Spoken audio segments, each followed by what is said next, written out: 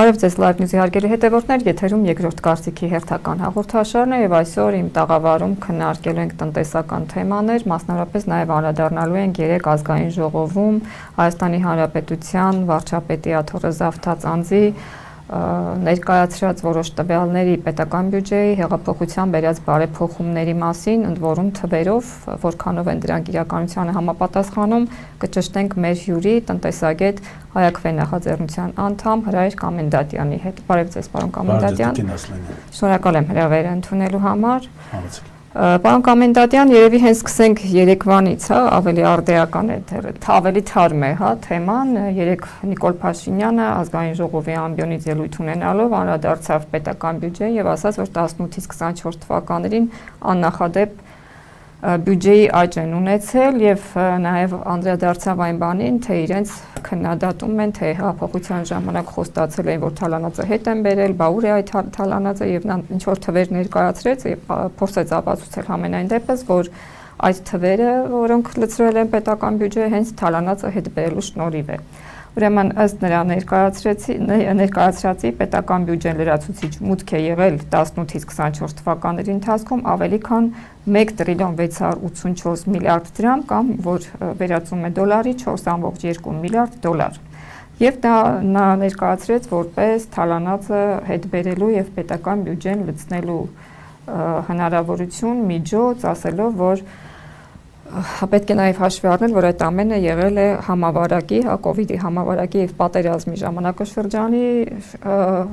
ժամանակաշրջանում, դա պետք է հաշվի առնենք եւ եթե դրանք չլինեին, ըստ նրա ավելի մեծ աճ կլիներ։ Հիմա խնդրում եմ անդրադառնանք այս միֆին, եթե փուչիկ է պայթեցնենք այդ փուչիկը, եթե չէ, իրականությունը իսկապես ներկայացնենք, թե ինչ մեծ հաջողություն են ունեցել, իրենց խոստացածը իրականացրել են, թալանածը հետ են բերել, ընդ որում նրա խոսքից ես հասկացա, որ ավելի շատ թալանածը հետ բերել նա նկատի ունի ստվերն են կրճատել, իբրև կոռուպցիան են կրճատել եւ դրա շնորհիվ է պետական բյուջեն լցվել։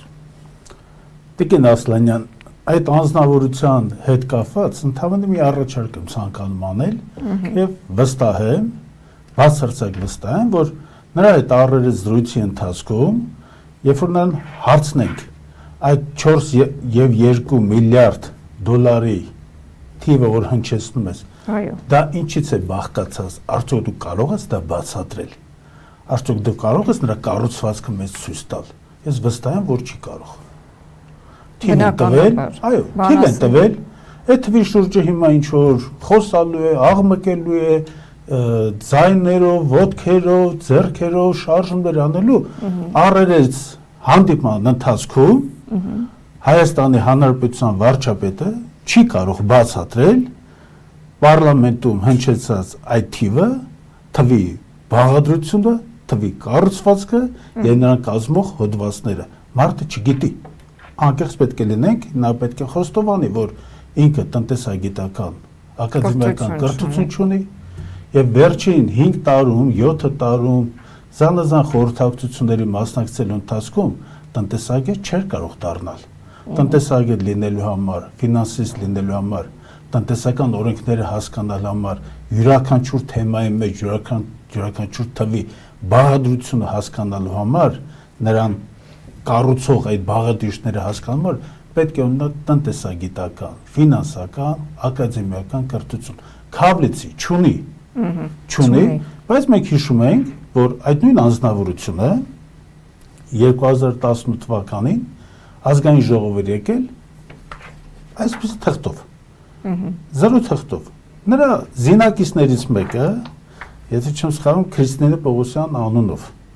նա հայտարարեց, որ դուք ինչ թուղթ էլ բերեք ներկայացնեք, սպիտակ թուղթ, ոչինչ չգրած, մենք կհաստատենք։ Այս ժամանակ արդեն ակնհայտ էր, որ մենք գործ ունենք ֆունկցիոնալ անգրագետների հետ, ընդ որում այդ ֆունկցիոնալ անգրագետները տնտեսության, ֆինանսների, կառավարման, բնագավառի հետ ընդհանրապես կապ չունեն, բայց իրենց վրա վերցրել են այդ պատասխանատվությունը եւ այդ պատասխանատվությունը վերցնելու նրանց անհակ ցանկությունը,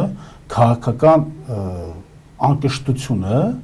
բերեց նրան, որ մենք ունենք հիմա նման ձախողված երկիր, այն թվերը, որ ինքն է բերել, Հիմա մենք այդ թվերի մասին մանրամասն կզրուցենք եւ մի այստեղ կարելի մի հետաքրքիր զուգահեռ տանել մեր հարևան Վրաստանի հետ։ Մեր հարևան Վրաստանում բյուջեն 18-ից 24 թվականներին աճել է մոտավորապես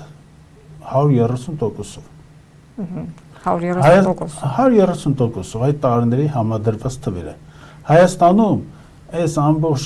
ղալմաղալի, աղմուկի, ձերբակալությունների, անհասկանալի, ինչ որ նաև ստվերային պայմանավորվածություններով բյուջետային հոսքերի, մուտքերի, ծախսերի հետ կապված,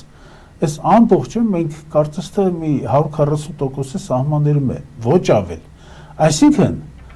համեմատաբար քաղաքացիական հանգիստ միջավայրում պայմաններում զարգացող հանրությունը եւ տնտեսությունը առանց այդ աղմուկների, առանց այդ ձերբակալությունների, գոռոցների, չոր սալաքարերի, ասֆալտին քսելու, դնչները, լեզուները կտրելու, կոկելու, այս ամբողջը երբ որ դնում եք մի կողմ, այդ հարակից աղմուկը, ով է աղմկում։ Աղմկում է անգրագետը։ Ինչու է աղմկում, որտեղ չի մանում։ Վերջորջը նրան հարցնելու են, այս թվերին դու տիրապետում ես, չէ։ Հիմա այս թեմայով մի հետաքրքիր անոնց կա։ Բյուջեն ընդհանրապես ինչ է դա։ Բյուջեն դա պետությանը եկամուտներ եւ ծախսեր ընդհանուր հանրային գումարն է, որ պետությունը նրա երևելիները, առաջավոր մասնագետները, որոնք ամեն բնակավարում հասել են հաջողությունների եւ իրականում տիրապետում են ֆինանսների շարժին, տնտեսագիտական ձևակերպումներին, դրանք ստեղծում են մուտքերի, ելքերի այդ ամբողջ կառույցը, բյուջեն դա շատ հետաքրքիր մի process է։ Եվ դա հիանալի արվեստի մի գործ է բյուջե կազմավորելը, բայց այլ բան է կազմավորելը, այլ բան է, երբ որ դրա ներկայացումը,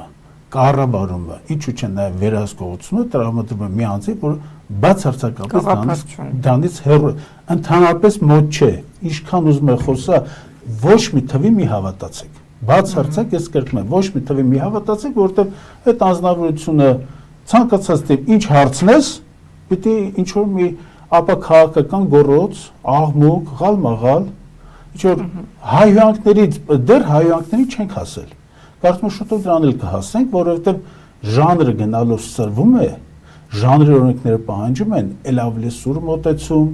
ել ավելի բարձր աղմուկ, եւ կարծում եմ այս մոտակա 1 տարին մենք ականատես ենք լինելու ոչ թե թվերի հետ կապված աշխատանքներ, ոչ թե թվերի հասկանալու նրանց բնույթը, նրանց կառուցվածքը հասկանալու աշխատանք, այլ ականատես ենք լինելու այդ բալագանի, կրկեսի, շապիտոյի եւ դրան էլ նաեւ գումարած որոշակի գյուղաքաղաքային սպეციფիկ բառապաշարի։ Ես ես մի օրինակ բերեմ։ Օրեր առաջ այդ նույն անձնավորությունը Շվանիձոր համայնքում գնացել է Շվանիձոր էր հասել, եւ Շվանիձոր իր հետ գնացել հավանաբար մի 50-60 հոգի նաեւ պետական պաշտոնյաներ, որոնց գումարվեցին տեղական եւս պաշտոնյաներ, առօրյա իրիկը, որ աշխատում են այդ իրանց համայնքների համար։ Եվ այդ զրույցի ընթացքում նա հավաքվածներին դիմում է ասում է ով գիտի որքան ջուր օգտագործող կա աբոնենտների քանակը։ Բնականաբար ոչ ինքը գիտեր, ոչ այդ իրողացողները գիտեին, ոչ այդ հավաքված գյուղացիները գիտեն, դա գյուղացիները պարտավորել չեն իմանալ։ Բայց ամենահետաքրքիրն նա է, որ այս ամբողջ սպասարկող անձնակազմը, որ գնացել հասել են պետական ավտոմեքենաներով, ստանում են իրենց ամենօրյա վարձատրությունը, ստանում են իրենց պարգևավճարները, չէ, որից մեկը սովորական համայնքի համար կարևորություն ունեցող հարցին չէր տիրապետում, պարզապես չէր տիրապետում։ Բնականաբար այդ ամեն ինչը հարթելու համար նորից սկսվեց աղաղակ, նորից սկսվեց որոշակի ձեռներով ինչ-որ շարժումներ, բեմականացում, եւ այս բեմականացման արդյունքում եկան այն եզրակացության, որ եթե երևանցիները 5 վայրկյան ավելի կարճ ժամանակահատվածում մաքրեն իրենց ատամները, Շվանիձորի մնացած այդ գյուղական համայնքները կունենան 24 ժամվա ջրամատակարար։ Հիմա այս մարդուց մեկին չենք տրամաբանություն է։ Այս մարդուց մեկին չենք պահանջում։ Այս մարդը մի փոքր համայնքի հետ կապված խնդիր է, նույնիսկ չէր տիրապետում։ Հիմա մեկ եկել եք այս մարդուն ասում եք, այս 4.2 միլիարդ է թիվը քեզ որտեղից։ Այս թիվը նա չի տիրապետում այս թվին, այս թիվը տնտեսագիտական փորձաքննություն անելու դեպքում, իրական հաշվարկներ անելու, այս թիվը բավականին փոքր լինելու։ Սա պարզապես նկարած թիվ է սա։ Չեմ կարող ասել նկարած, որովհետև կոնկրետ արդի դարաշրջանում նկարիչներից ես ճանաչում եմ Ռոբերտ Էլիբեկյանին, ենթադրենք Հակոբ Հակոբյանին եւ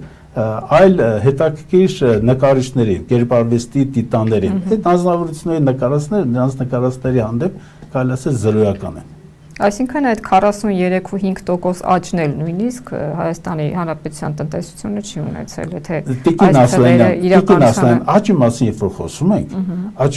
խոսում ենք, մենք պետք է փորձենք հասկանալ, աճը հասկանալու համար մենք ինչպեսի շտեմարաններ ունենք, մենք ինչպեսի կանխատեսումներ ենք անում, մենք ինչպեսի գիտեք, տնտեսական զարգացման տրենդերին որ չափում մենք տիրապետում Այդ տրենդերի հետ կապված ես ձեզ ասեմ, մենք հավանաբար կհիշեք 3 ամիս առաջ, 2.5-3 ամիս առաջ, որ մենք հանդիպում ենք, հանդիպան ընթացքում ես ձեզ վստահեցրեցի, որ տարվա սկզբից մինչև ապրիլ ամիսը մենք Հայաստանի Հանրապետությունը պետք է ունենա արտաքին ապրանքաշրջանառության ոչ թե կորուստ, այլ անկում։ Եվ իհարկե թվերը քանի որ դրանք ուսումնասիրության հետևանք են, այլ ոչ թե նման հայտարարությունների եւ այդ բաց ոչինչ չլարացված թղթերի, այդ թվերը ցույց տվեցին, այո, որ հունվար-փետրվար ամիսներին 2025 թվականի 2024 թվականի համեմատ արտաքին ապրանքաշրջանառությունը կրճատվել է մոտավորապես 49-ից 52%, ընդ որում նվազել է արտահանումը մոտապես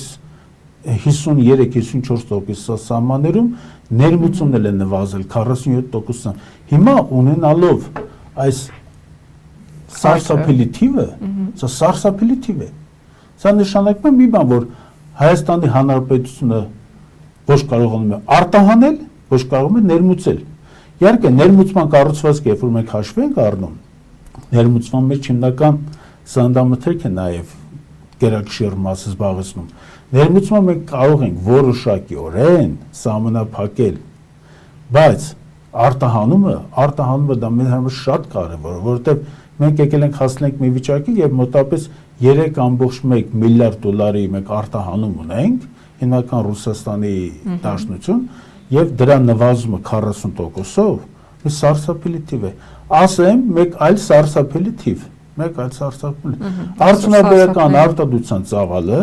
2025 թվականի հունվար-փետրվար ամիսներին, 2024 թվականի նույն ամիսների հանրագումարի հետ համեմատած նվազել է մոտապես 19.8%-ով։ Այսինքն արդյունաբերական արտադրանքի 1/5-ը այլևս չկա։ 1/5-ը չկա։ Այսինքն մենք զարգացման տեմպը պահելու համար մոտավորապես պետական բյուջեն երբ որ պլանավորել են, որ պետք է 5.6% աճ ունենա պետական բյուջեն առաջընթացիկ, այսպես ասած, մենք փաստացի ունենք արդյունաբերության ծավալի 20%-անոց նվազում,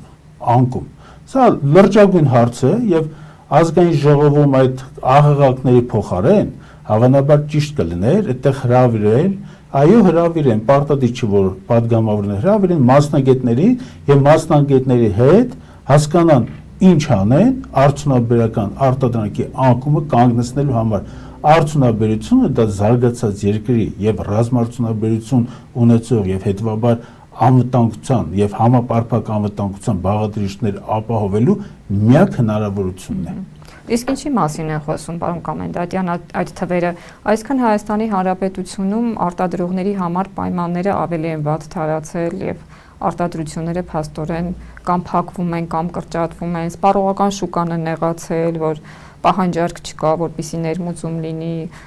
արտահանումն էլ երևի թե էլի պայմանավորված է հիմնարկների կրճատմամբ, արտադրանքի կրճատմամբ կամ չգիտեմ, էլի փակվելով այդ հիմնարկները, ինչով է պայմանավորված թվերի այդպիսի ցուցիչները։ Մենք երկու խնդիր ունենք։ Երբ որ մենք քննարկում ենք արդյունաբերության անկման այդ հիմնախնդիրները եւ արտահանման խնդիրներն ենք մենք քննարկում։ Մենք այստեղ բախվում ենք այդ մի կեղծ թեզի հետ, որը պատմում է հայկական հանրության մեջ։ Դա Եվրոպական միություն եւ Եվրասիական տնտեսական միության միջև ստեղծված, արհեստական ստեղծված հանրային բախումն է։ Հավատացեք, որ ես անդադ ուսումնասիրում եմ սոցցանցերը եւ հանդիպում եմ մարդկանց բազմաթիվ, որոնք ոչինչով չեն զբաղվում, կարելի ասել նրանց առօրյան ոչինչով չզբաղվելն է, բայց առավոտի երեկո սոցցանցերում ԵԱՏՄ, թե Եվրոպական միություն այս թեմայի բորբոքումն է, ընդ որում փոխադարձ վիրավորանքներով, ընդ որում փոխադարձ անեծքներով եւ հայկական սոցցանցերում շատ ընդունված հայ հյուրանքներով եւ ապշում ես եւ տեսնում ես, բացում ես, տեսնում ես, որ այդ սոցցանցի այդ օգտատերը թորնատեր մի կին է, թորներ ունի, թորներ հետ ծաղիկներով ինչու միջոցառումների մասնակցում, տարատեսակ ծնունդների, նստում է այս թեմայի շուրջը, սկսում է անիծել, հայհոյել ամենավերջին բառերով։ Հիմա այս կեղծ դրույթը երկրի ներսում, որ ստեղծել են, որն է Եվրոպան է մեր ընդհանրենք այսպես փրկության գրավականը, թե Ռուսաստանի Դաշնության հետ համագործակցությունը, սա կեղծ է։ Մենք պետք է երկուսի հետ էլ փորձենք աշխատել եւ այս իմաստով մի կարևոր հարց։ Նույն Եվրոպական միության մեր արտահանումը, գիտեք դա հիմնական ինչն է իր մեջ պարունակում։ Ամենախոշորագույն երկիրը, որ մեզանից ներմուծում է ապրանքները, Գերմանիայի Դաշնությունն է, եւ Գերմանիայի Դաշնությունը բնականաբար եվրոպական բոլոր խոշոր երկրների նման վերաբերում է Հայաստանին պարզապես որպես հանքահունքային գաղութատիրական մի կցորդ։ Այո, նրանք գնում են մեզանից մենք հանքահունքային ռեսուրսներ, ոչ ավելի։ Նրանք Եվրոպական միության երկրները Հայաստանին երբեք տեխնոլոգիա չեն տալիս։ Առաջավոր տեխնոլոգիան է հնարավորություն այդ երկրների հետ համագործակցել չկա։ Հիմա վերադառնանք Ռուսաստանի Դաշնությանը։ Ռուսաստանի Դաշնությունը ԵԱՏՄ-ի հիմնական Ռուսաստանի Դաշնությունը հարվածային ուժն է ԵԱՏՄ-ի մեջ, դա համար ավելի ռուսական էկոնոմիկան է մեզ հետաքրքիր այս իմաստով։ Ռուսական կողմը այդ ԵԱՏՄ-ի շրջանակներ մեզ տվել է մի հետաքրքիր հնարավորություն, որը որ մեր պետական այրերը այդ աղաղակների փոխարեն դրա մասին պետք է մտածեն։ ԵԱՏՄ-ն միայն արտահանվող ապրանքների ցանկ չէ։ Միայն դա ապրանքահունքային նյութերի շարժ չէ այդ հիմնական բեռնատարները ԵԱՏՄ-ի շրջանակներում մեզ տրվել է մի հիանալի հնարավորություն, դա պետական աճուրներին, տենդերներին մասնակցելու հնարավորությունը։ Այսինքն հայաստանյան տնտեսվարողը ինչու՞ չէ նաև պետական մարմինը կարող է մասնակցել Ռուսաստանի Դաշնության տարածքում ահռելի, անպատկերացնելի մեծ չափերով այդ պետական աճուրներին եւ տենդերներին։ Դա ինչ կտար։ Դա հնարավորություն կտար մեզ։ Իհարկե մենք չենք տանելու այնտեղ, այսպես ասած, առանձին падգամավորներ կան, ԿՊ-ական, որ վարտիքի հետ կապված հարցեր են ուզում։ Մենք վարտիկ չենք տանելու այդ երկրներ այդ բեռնատարներով։ Մենք այդ երկրների հետ համագործակցում ենք էլեկտրոնային ձևով, փորձելու ենք տելեկոմունիկացիոն խնդիրների մասնակցել, փորձելու ենք ընդհանրենք առաջավոր ինժեներական լուծումներ այս երկրներ տանել մեր տենդերների միջոցով, մեր բարձր որակավորված աշխատուժը հնարավորություն ստամ իրականացնել արտահանում։ Դա ինչ է երկրին բերելու։ Առաջինը դա բերել մեր ինժեներական մակարդակի բավականին բարձրացմանը, նրանց որակի բարձրացմանը եւ ինտելեկտային իմաստով նրանց այդ պաշարի միանգամից թռչկացել զարգացմանը, երկրորդ դա հնարավորություն է տալիս երկիր բերելու մեր արտարժույթ։ Այո, արտարժույթի հետ կապված հիմա բավականին խնդիրներ պետք է առաջանան։ Ընդհանրապես օրեր առաջ մարտի 26-ին Հայաստանի Հանրապետությունը սնանկ ճանաչվելու նախաշեմին չէր կանգնած, դռան ներսն էր կանգնած։ Մեկ այլ հետո ժամեր անց Հայաստանի Հանրապետությունը պետք է $313 միլիոն ամերիկյան վճարեր, միլիոն դոլար պետք է վճարեր, որպեսզի նախկինում վերցած պարտքերի մարում կատարվեր եւ դրանց տոկոսների սպասարկում նաեւ կատարվեր։ Եվ ընդամենը $750 միլիոն նոր վարկ վերցրեցին Լոնդոնի բորսայում եւ դրա օգնությամբ այստեղ հետաքրքիր հարցեր շատ կան եւ դրա օգնությամբ փորձեցին փակել այդ պարտքը հիմա ընդամենը 3 հրապարակվել է Հայաստանի Հանրապետության արտաքին պահուստների ցանկը մոտավորապես 4 միլիարդ դոլարի կարգ է, եթե չեմ սխալվում։ Հիմա ես մի հատ հարց եմ տալի։ Ինչով է պարտադրված, երբ որ Հայաստանի Հանրապետությունը ուներ նման գումարներ արտաքին պահուստներում, ինչու արտաքին պահուստներում արկա գումարով չմարվեց 313 միլիոն դոլարի նախկինում վերցած պարտքը, բայց գնացին, ընդգրկեցին նոր պարտ, ընդ որում ոչ թե ծիծաղելի, հստակ կասկածելի տոկոսադրույքով, հստակ կասկածելի, որովհետև եթե Հայաստանի Հանրապետությունը ունենալով գործակից BB գումարած, Հունաստան ուներ 3B գումարած գործակից, դա կրեդիտային վարկանիշն է նրանց, որը տրվում է մի քանի վարկանիշային կազմակերպությունների կողմից։ Հայաստանի Հանրապետությունը հավասար ունենալով ոնց ասած մակարդակային հավասարություն Հունաստանի հետ ընդգրկում է շրջանառու միջոցներ, այդ վարկային միջոցներ 7.1%-ով, իսկ Հունաստանը 3.7%-ով։ Ինչի մասն է խոսքը։ Այդ թող սրա մասին կան խոսան։ Սրա մասին կան խոսան։ Ընդ որում մի հետաքրքիր Հայաստանում օրինաչափություն է հայտնվել։ Որևիցե թեմայի շուրջը, որը ոչ թե հանրային հնչեղություն ունի, այլ հստակ կասկածներ կա դրա հետ կապված, ստորջրյա ֆինանսական խոսքերի հետ կապված, չէ՞։ Կա մարդիկ հարցը բարձրացնում են, ոչինչ։ Լավագույն դեպքում պետական վերահսկողական ծառայությունը գնում է, ստուգում է իբր թե հայտարարում է, որ այնտեղ ոչինչ չկա։ Ասում է մի որոշ ժամանակ հայտնում է հետքը խմբագրությունը։ Մի թեմային անդրադառնում է, գնում է նորից են ստուգում, ոչինչ չկա։ Հետո ասում է կես տարի, հետո նորից մեկը ելույթ ունենում, մի հատ այսպես հիշեցնում է թեմայի անդրադառնում է հիմքերին, այսպես գալիս հիմքերից դիպում է, նորից գնում են ստուգում են, նորից ոչինչ չկա, մեկ էլ ասում է մի տարի, 2 տարի հետո, մեկ էլ պարզվում է, որ գիտեք, այդտեղ այն կարգի չարաշահումներ են եղել։ Օրինակ անիֆի օրինակը։ Արդեն քանի տարի պարզ էր, որ այդ անիֆում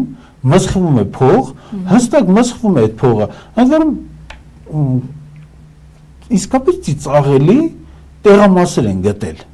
Բաթա կիբեր անվտանգության մասնագետներ են Հայաստանում պատրաստելու, ու մոտավորապես 1.5 թե 1.6 միլիարդ, մոտավորապես 4 միլիոն դոլար տվել են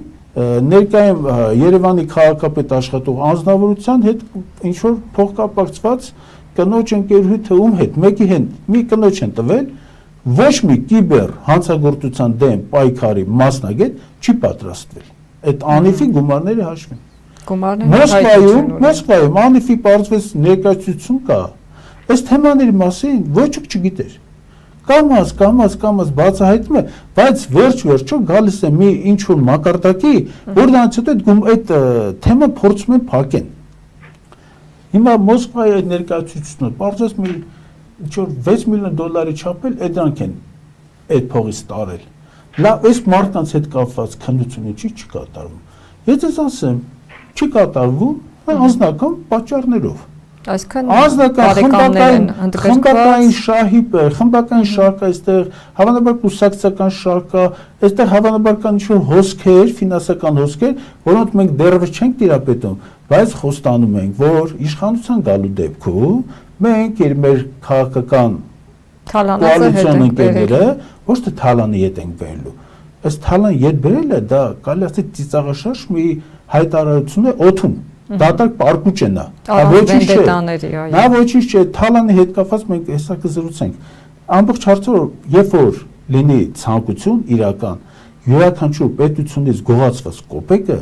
դա պետք է ետ բերվի, ընդ որում, հարցը գիտեք ինչպես է, ինչու մեկը պատասխանատվություն չի կրելու եւ պարզապես խուսափի, համակարգային ձևով այդ ամբողջ համակարգված խմբի աշխատանքները ուսումնասիրվելու են բնականաբար եւ ամենակարևորը կարծում եմ հետագայում այս տարիների նրանց ստացած աշխատավարձերը եւ ապարքվավճարները նրանցից պետք է ետ գանձվեն։ Հասկանալի, իսկ թալանի հետ կապված ինչ եք ուզում ասել, Փաշինյանը երեք ասում էր վենդետաներ չեն լինելու, մենք միայն օրենքի շրջանակներում ենք աշխատելու, գործելու, որևէ վենդետա, որևէ վրեժխնդրություն չի լինելու, այլապես կհայտնվենք բեսպրեդիլի սև խորշում, չէ՞, այդպիսի մի հայտարարություն արեց։ Բնականաբար հայտարարության մասին կարող եմ ասել, որ անպատրաստ պահի տակ պարզապես բերանից դուրս թռած ինչ որ մի դարձվածքներ են, վենդետան դա ինչ է։ Այդ մարդուն որ հարցած վենդետան ինչ է, որտեղից է գալի, չի իմանալու։ Բարե դուրը չի իմանալու, վստահ եղեք չի իմանալու այդ վենդետան դա Կորսիկայում, Սարդինիայում տարածված հիմնականում արյան վրեժի հետ կապված միջոցառումներն են, երբ որ փնտրում են հնարավոր մաֆիայի ներկայացուցիչների կողմից։ Ոչ։ 17-16-րդ դարերում վենդետայի հետ կապված եղել է հետևյալը, որ կլանների միջև ժամանակին կլաներ են ավելի շատ եղել այդ կղզիներում, Սարդինիայում, Սիցիլիայում, Կորսիկայում հատկապես։ Եվ այստեղ այդ վենդետան որպես կանոն ավարտվել է հատուկ սպეციფიկ դանակի հարվածքար։ Դե դանակի հարվածով է միշտ ավարտվել, ընդ որում այդ դանակի հարվածը այնպես էր կատարվում, որ հարվածվողը, հարվածստացողը այլևս փրկվելու հնարավորություն չէր ունենում։ Նույնիսկ ասեմ, այդ վենդետայի հետ կապված օրինակ Բոնապարտների ընտանիքը Այաչո քաղաքում, որ Կորսիկայում բնակվում էր, իրանք փախան մայրցամաքային Ֆրանսիա, որովհետև գիտեին, որ իրենց Բոնապարտների այդ կլանի նկատմամբ վենդետայի վտանգ կա։ Հիմա այս անձնավորությունը, այդ բառերը, որ օգտագործում է, ինչ վենդետա։ Մենք ունենք պետություն, այս պետության մեջ իրավապահ մարմինները այն կարգի ուռճացած հաստիկներով են երկրի վրա նստած։ Եվ արագ արձագանքման նրանց հնարավորությունները բավականին բարձր են, նույնիսկ միջև հանցագործություն իրականացնելը, ձեզ ասեմ, եւ այս իմաստով գալ ազգային ժողովից խոսել վենդետաների մասին, դա պետությունը, հանրությունը ետ նետելու մի հրավեր կարծես լինի։ Ինչ վենդետայի մասին է խոսքը։ Որ վենդետան։ Եթե հանցագործ կա, մենք ունենք հիանալի քրեական օրենսգիրք,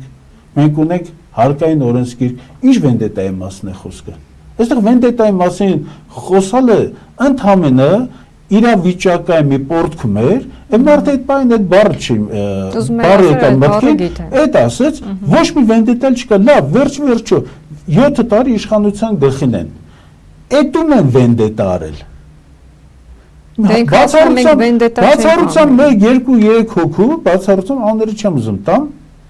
որոնք գումարներ են բերել փոխհատուցել, այն մնացածը շնաձկներ էլ չեն մանր։ Լոծման ձկները ժամանակին իրենց գողունը վերցել են, թաքցրել են, հիմա դրանցից չգիտեմ ինչ աշխատանքի կատարում, բայց վենդետա, միջնադարյան այդ մոտեցումը բերել, տարածել հանրային հարթության մեջ, հանրային փոխհարաբերությունների մեջ, կարծում եմ ոչ թե ճիշտ չէ, ընդհանրապես մերժելի է։ Եվ պետական այրը դրանց զատ պետք է մենք մի այսպես եզրահանգման էլ կանք, պետական այրը պետք է լինի չափավոր։ Պետական այրը պետք է լինի զուսպ, հավասարակշռված, որովհետև դրա մասին չենք խոսում։ Չէ, բայց դրա մասին պետք է խոսալ։ Դե ուրեմն պետք է առաջին հերթին ստուգվի նրա հոգեկան առողջությունը։ Իտալական բուֆ օպերայի առանձնահատկությունը գիտեք որն էր։ Դրա մեջ օրինակ 17-րդ 18-րդ դարում դա էր զարգացած, որ բեմականացումը որպեսզի ուրախ լիներ, այդ մասնակից արտիստները անդադ իրար ակացիներ էին տալիս։ Իրար բեմից հրում էին, ներքևինքցում, գոռում էին, ճվում էին, իրան անդադ ակացիներով էր ուղեկցում այդ ամբողջ գործողությունը։ Տեսեք, սա բուֆ օպերա չի, սա պետություն է եւ պետական այդ բարձրագույն իշխանություն ճիշտ է, պատկանում է ժողովրդին, հանձնեց մեզ, հանձնեց ձեզ, ճիշտ է, մարդիկ պատվիրակել են ձեզ, որ այդտեղ դուք գործառույթներ իրականացրեք, բայց դրանից դա դուք պետք է լինեք բավականին բարձր, հավասարակշռված, մտահոգ, բայց ոչ թե անկանոն շարժումներով, աղաղակներով, ընդ որում այդ պարային շարժումները, զանազան, չեմ հասկանում, չեմ կարող բացատրել, որովհետեւ դրա համար ասում նախ երևի թե հոգեկան առողջությունը ոմանց պետք է ստուգվի, հետո ես չեմ բանում հոգեկան, այստեղ չէ, այստեղ գիտեք հարցը որն է, դա հարցի կարծես ծեփել է, փակել է, երբ որ այդպես կասկածներ պատտում է հանդեսում, չէ, սա դիտավորյալ է արվում։ Սա դիտավորյալ է արվում։ Սա մեր հանրային դիսկուրսը իջեցվում է մի ամենացածր աստիճանի։ Ուսումնասիրեք հարևան բոլոր երկրները, բացառությամբ Թուրքիայի հավանաբար, բոլոր երկրներում ազգային ժողովի աշխատանքները կարող է առանձին 1-2 ընդհանուր դրվագներ, պատահարներ պատահեն։ Հիմնականում ընթանում է լրջումիտ քննարկման մեջ, հիմնականում կոմունիկացիան քաղաքավարության բարձր մակարդակով է եւ նման էքսեսներ, նման միայն Թուրքիայում է։ Միայն Թուրքիայում էլ հատուկ են։ Հիմնականում հրահրվում է քրդերի կողմից, ես դες անկեղծ ասեմ։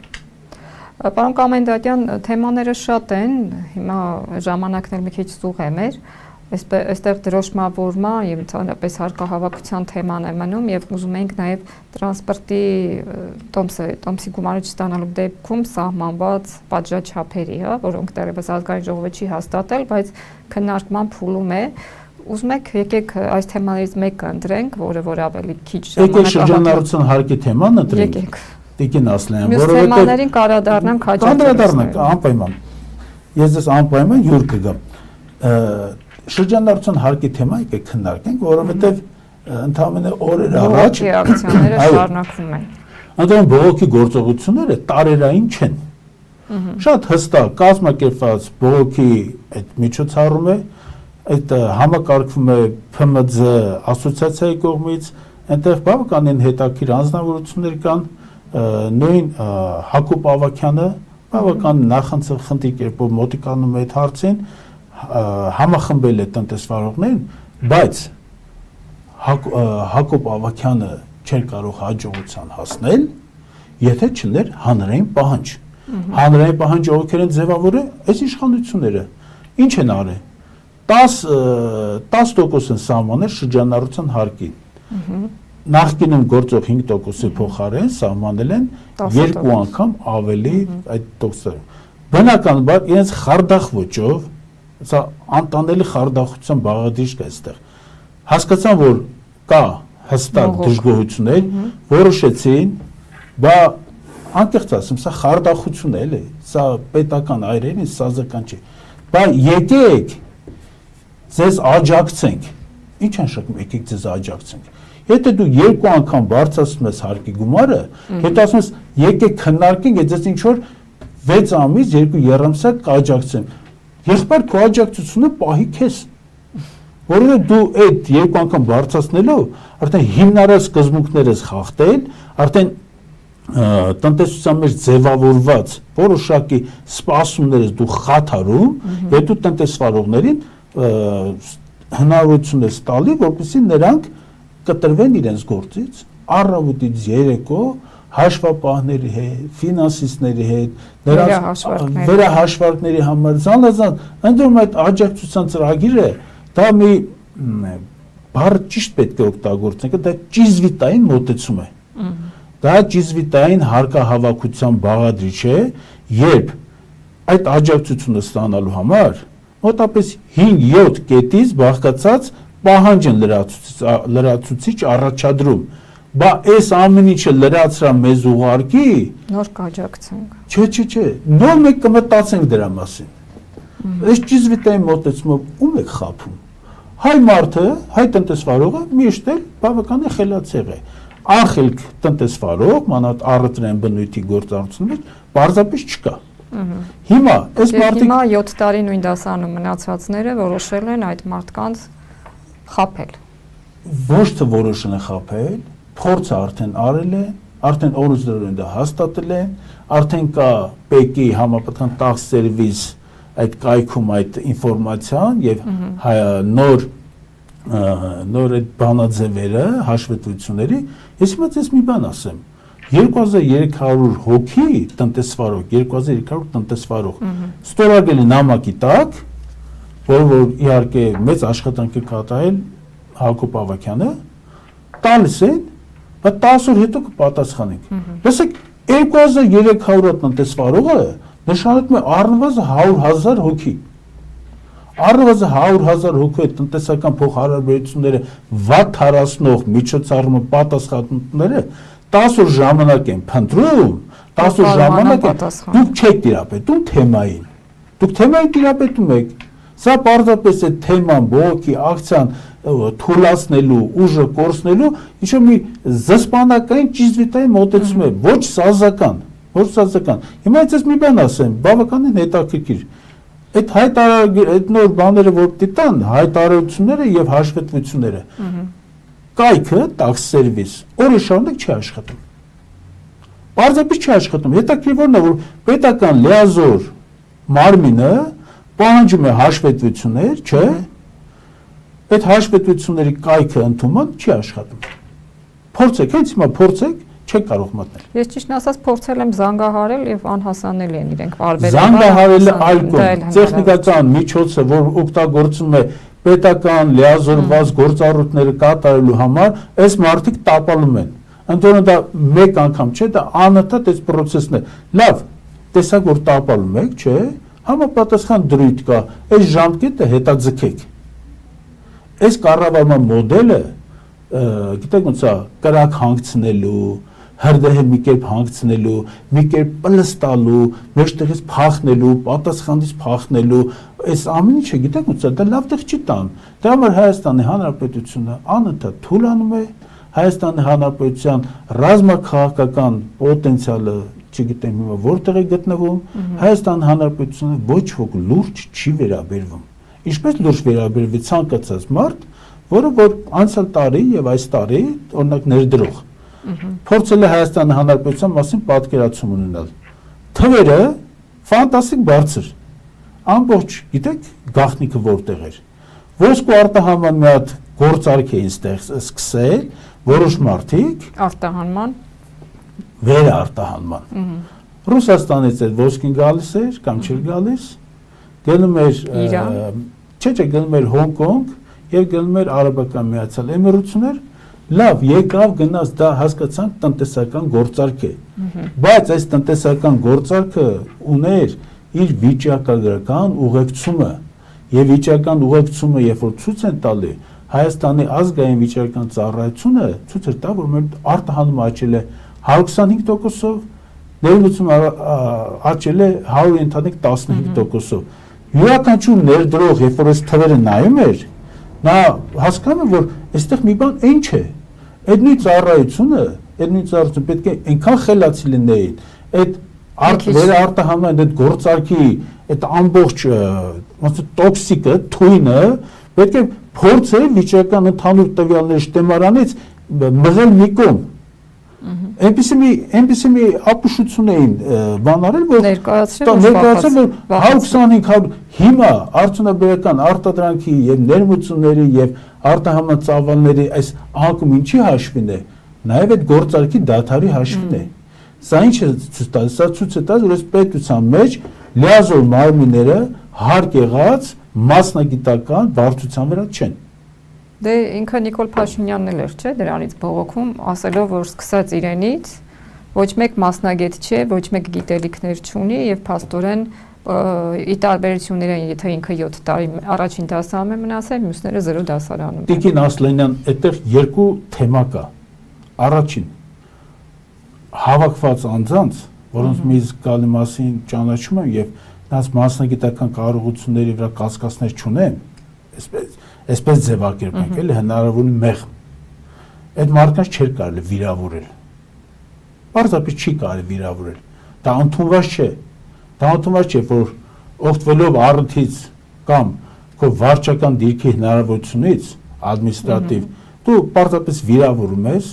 այդ 40 հոգի մարդ կար այդտեղ նստած։ Այդ 40 հոգին չէր կարելի նման կերպ վիրավորել։ Անընդունելի է դա։ Պետական կառավարման մեջ պետք է խոսես պետության հետ կապված հարցերում, դու պետք է ունես զուսպ հավասարակշիռ եւ մասնագետներին վերաբերես, որպես քեզ հավասար քաղաքացի։ Այդ մարդիկ նման վիրավորանքը տանելու համար կարծում եմ առիթ չէին տվել։ Երկրորդ հարցը գտնում ես, որ այդ մարդիկ վատ են աշխատում, չէ՞։ Փոխիր այդ մարդկանց։ Չկան փաստորեն։ Չէ, այստեղ մի կարևոր հարց կա, երկրորդ հարցը դրա մասին ուզում անդրադառնամ։ Սա վերջ-վերջը մեր հայրենիքն է, եւ եթե ընտրությունների ընթացքում որոշակի քաղաքական կսմիթներից,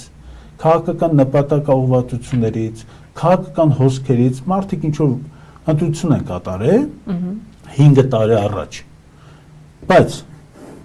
երբ որ դու տեսնում ես, որ պետության կառավարման ղեկը երերում է, դու չես կարողանում պետությունը կառավարես, դու քո շրջապատում չունես այդ մարդիկ, չէ՞։ Ինչի մասն է խոսքը, սա մեր հայրենիքն է։ Սա դու ձեր տանից չես բերել։ Սա մեր հայրենիքն է, մի երգ հայկական, որ ասում է մեր պապերը շահել է, մեր հայրերը պահել են, չէ՞։ Այո։ Հիմա այս հայրենիքը, որպեսզի նա կայանա, ընդհանուր կայացումը միայն տնտեսական զարգացման մեջ լինի։ Ինչ պետք է անի։ Ուղիներից մեկը կոալիցիոն գործընկերներ թող հրավիրի։ Թող մասնագետը թող հենց հիմա այդ նույն կառավարությունը, որի պրտե առաջի դասանի կրթություն ունեն, թող դրանց ծրի, չէ՞, մարդկանց հրավիրի, մասնագետների հրավիրի, համապատասխան, որտեղ որ թերանում են, այդ բաժներում, այդ ճյուղերում, այդ նախարարություններում, թող տա կոալիցիոն գործընկերության հնարավորություն, նոր մարդիկ բերի։ Հիմա ես ձեզ ասեմ, ինքը այդ նույն անձնավորությունը ամիսներ առաջ SMS հաղորդագրության միջոցով մի 7-8 հոգուց ազատվեց նախարարներ։ Սուս-փուս գնացին դուրս եկան, սուս-փուս, ընդ որում գերագույն շնորհակալություններով։ Այո։ Երբ ասում է ձեր շնորհակալ լինեմ, ոնց որ այդ իրենց հեռացման արդյունքում հետևի գովասանքի ինչ որ նամակներ էին ուղղել, դա իրենց գործն է։ Հիմա այդ բերեց դրանց փոխարեն այլ մարդիկ։ Ինչա փոխվել։ Ոչինչ։ Այսինքն իր շրջապատում, իր պատկերացումների մեջ, իր հնարավորությունների մեջ ինտելեկտի նման կրողներ չկան, որոնք կոժանդակեն երկրի արդյունավետ կառավարմանը։ Մեր հիմնական փրկությունը տնտեսությունն է։ Առանց տնտեսության Հայաստանը ոչ զենք է ունենալու, ոչ բանակ է ունենալու, ոչ կարողանալու է իր այդ հարևանների հետ հավասարակշռի, աղքատի հետ, թույլի հետ, ոչ ոք հավասարակշռության մասին չի խոսում։ Շնորհակալ եմ շատ, ինչպես միշտ հետաքրքիր էր եւ կարեւոր շեշտադրումներով, պարոն Կամենդատյան, եւ չգիտեմ, հուշող, եթե մեզ լսում են, կարծում եմ ձեր նաեւ խորհուրդները, ձեր գաղափարները պետք է հաշվի առնել անպայման։ Ես ձեզ ասեմ, տիկին ասեմ, որ շատ են կարդում, բայց հաշվի չեն առնում։ Չէ։ Ամենակարևորը ժողովրդի արձագանքն է։ Ժողովրդի արձագանքն է, եւ որ հարյուրավոր մարդիկ իմ հետ զրուցում են, ամեն հանդիպան հնարավորություն օգտագործում են, գիտեք հարցը որն է, մեր ժողովուրդը անխելք չի։ Մեր ժողովուրդը միգուցե սխալներ արել է, միգուցե կա որոշակի հարցը, որ իրենք չեն կարող դա կարգավորել, դες լիազորությունը չի, բայց ժողովուրդը խելաց է եւ հավանաբար մոտակա ժամանակահատվածում մեր խելացի ժողովուրդը խելացի լուծումների ելքը կգտնի։ Ապրենք, տեսնենք։ Շնորհակալ ենք հարգելի հետևորդներ մեզ դիտելու համար, հիշեցնեմ Երկրորդ կարծիքի տաղավարում այսօր տնտեսական եւ ոչ միայն տնտեսական, նաեւ քաղաքական թեմաներ ենք քննարկում տնտեսագետ Հայակ Վերնախաձեռնության անդամ Հրայր Կամենդատյանի հետ։ Ստեսություն։